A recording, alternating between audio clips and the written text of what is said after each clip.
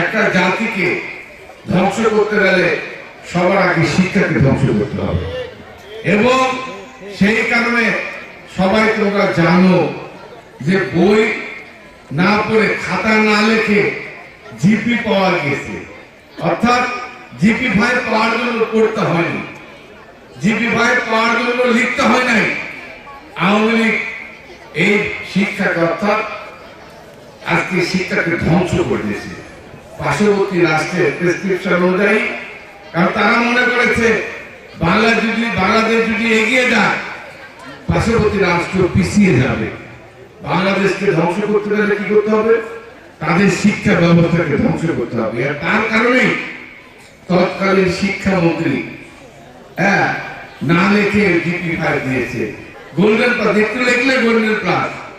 এই যে এইভাবে শিক্ষা ব্যবস্থাকে তারা ধ্বংস করে গেছে। এই জন্য আমাদের নেতা তারেক রহমান সাহেব 31 দফার মধ্যে এই শিক্ষা ব্যবস্থার জন্য উনি আলাদা বাজেট, আলাদা অর্থ বরাদ্দ রেখেছে। আগামী দিনে এদেশের শিক্ষা ব্যবস্থাকে আধুনিক পৃথিবীর মানচিত্রে সকলের সঙ্গে প্রতিযোগিতা করে আমাদের শিক্ষা ব্যবস্থাকে যেন এগিয়ে নিয়ে যেতে পারে, আমাদের ছেলেমেয়েরা যেন শিক্ষায় শিক্ষিত হয়ে পৃথিবীর অন্য দেশের ছেলে মেয়েদের সঙ্গে যেন প্রতিযোগিতা এগিয়ে যেতে পারে।